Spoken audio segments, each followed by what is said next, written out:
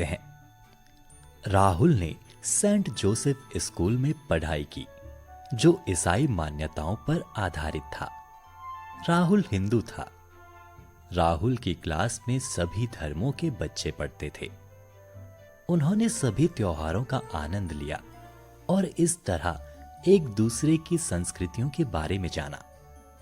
एक दिन राहुल ने स्कूल बोर्ड पर रंगीन अंडों और जलती मोमबत्तियों वाले पोस्टर देखे। राहुल ने इसी वर्ष स्कूल में दाखिला लिया था और क्रिसमस के अलावा उसे ईसाई धर्म के किसी दूसरे त्योहार की जानकारी नहीं थी। पूछने पर उसके दोस्तों ने बताया कि ये पोस्टर ईस्टर मनाने के लिए लगाए गए थे, जो इस साल मार्च में था। डेविड राहुल का सबसे अच्छा दोस्त था। बुधवार को राहुल डेविड के कंप्यूटर पर गेम खेलने उसके घर गया। कुछ देर खेलने के बाद डेविड अंदर से कुछ अंडे लाया और उन्हें मेज पर रखकर अलग अलग रंगों से रंगने लगा।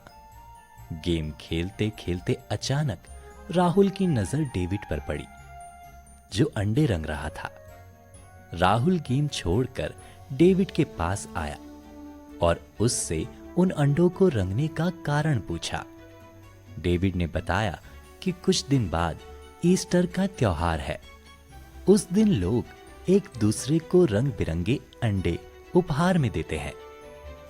ये सुनकर राहुल की जिज्ञासा और बढ़ गई और उसने डेविड से जानना चाहा, रंग बिरंगे अंडे उपहार में क्यों देते हैं?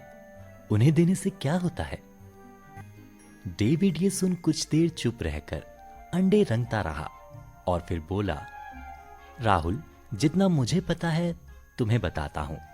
हमारे धर्म में अंडे को शुभ माना जाता है। अंडा जीवन और नई उमंग का प्रतीक माना जाता है। राहुल, मैंने रंगीन अंडे उपहार में देने का कारण यह भी सुना था कि जिस तरह अंडे के खोल से निकलकर चूजा नया जीवन प्राप्त करता है, उसी प्रकार रंग बिरंगे अंडे उपहार में देने पर खुशियों का नया जीवन मिलता है।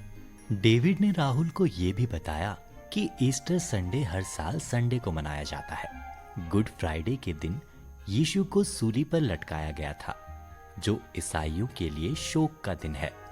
लेकिन वहीं ईस्टर संडे खुशी का पर्व है। लेकिन उनका मानना है कि वो 3 दिन बाद संडे को वापस आ गए थे और उस दिन को ईस्टर संडे के रूप में मनाया जाता है। ईस्टर संडे के दिन ईसा के अनुयायी एक दूसरे को बधाइयां देते हैं। फिर डेविड ने खेलने के लिए अपना रिमोट उठाते हुए कहा, राहुल, तुमने तो स्कूल में पिछले ही साल दाखिला लिया था। यही कारण है कि तुम्हें ईस्टर पर्व के बारे में कुछ नहीं पता। चलो, इस बार तुम भी मेरे ईस्टर संडे को स्कूल के गिरजाघर में शामिल होना। तुम्हें वहां इस पर्व के बारे में और भी जानकारी मिल जाएगी। राहुल खुश होकर बोला, क्यों नहीं डेविड, मैं तुम्हें जरूर ज्वाइन करूंगा। मुझे भी कुछ नया देखने और जानने को मिलेगा। ये कहकर राहुल डेविड के घर से अपने घर के लिए निकल गया। 5 दिन बीत गए और ईस्टर संडे आ गया। राहुल डेविड के घर पहुंचा।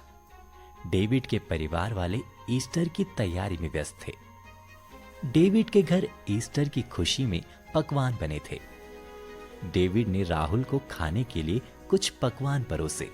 राहुल ने स्वादिष्ट पकवान खाए और फिर डेविड को स्कूल चलने के लिए कहा। डेविड ने साइकिल उठाई और दोनों स्कूल के लिए रवाना हो गए।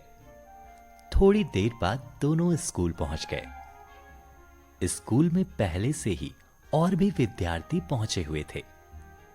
अचानक डेविड को याद आया कि वो मोमबत्ती लाना भूल गया है। डेविड ने यह बात राहुल को बताई। राहुल ने डेविड से कहा, क्या मोमबत्ती जलाना जरूरी है?